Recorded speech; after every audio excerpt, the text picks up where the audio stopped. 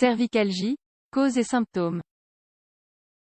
La cervicalgie s'accompagne généralement d'autres symptômes tels que des picotements dans les doigts ou une faiblesse dans les bras.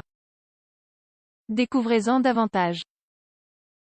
La cervicalgie est un terme médical qui fait référence aux douleurs cervicales. La région cervicale est celle qui se trouve dans la partie arrière du cou, qui s'étend du crâne aux vertèbres thoraciques. Il s'agit d'une situation très fréquente qui affecte environ 70% des personnes à un certain moment de leur vie. En effet, on estime que 14% des congés maladie se produisent à cause de douleurs au cou. En réalité, la cervicalgie ne se limite pas à une simple douleur au cou car elle s'étend souvent à la tête ou au bras. D'autre part, elle a tendance à limiter les mouvements dans de nombreuses parties du corps. La cervicalgie peut être due à de nombreuses causes. En général, elle n'est pas grave, mais ses effets sur la vie de la personne sont importants. Nous vous davantage de détails dans cet article. Qu'est-ce que la cervicalgie? La colonne cervicale est une partie de la colonne vertébrale qui s'étend depuis la base du crâne jusqu'à la zone thoracique. Elle comprend 7 vertèbres et est l'une des parties les plus flexibles de la colonne. La cervicalgie fait référence à une douleur dans cette zone.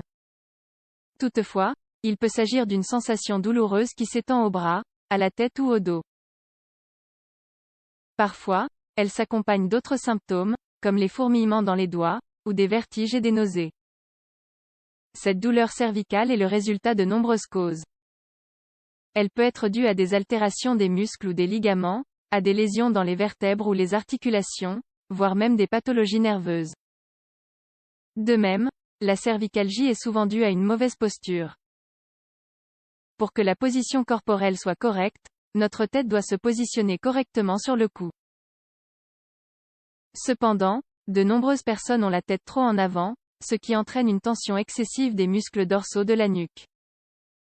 Cette position a également tendance à comprimer les autres structures cervicales, ce qui cause une cervicalgie. Quelles sont les causes de la cervicalgie? Il est certain que la plupart des cas sont le résultat d'une surcharge des muscles du cou. Néanmoins, nous pouvons résumer les causes de la cervicalgie de la manière suivante. Causes musculaires de la cervicalgie. Ce sont les plus communes et elles affectent les muscles de la partie postérieure du cou. Elles comprennent la surcharge de ces muscles, les contractures, les efforts, etc. Les traumatismes qui affectent la nuque se font généralement au niveau musculaire. Le traumatisme le plus fréquent est le coup du lapin. C'est la lésion qui survient lorsque le cou s'étend et se fléchit brutalement ou excessivement. Altération nerveuse.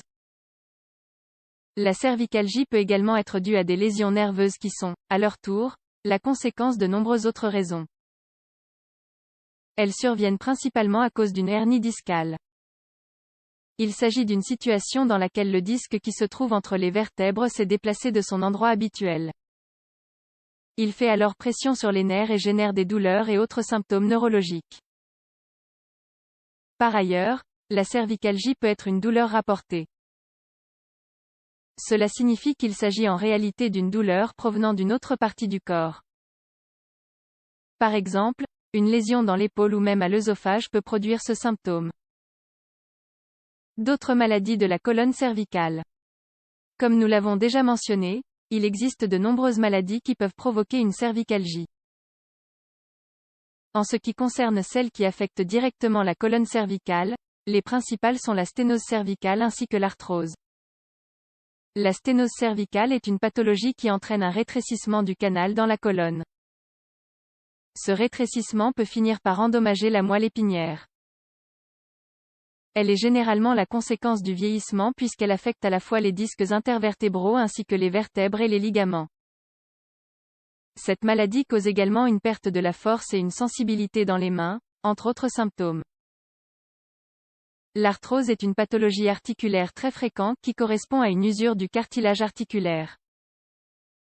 La douleur cervicale de cette maladie est généralement plus intense le matin et s'améliore pendant la journée.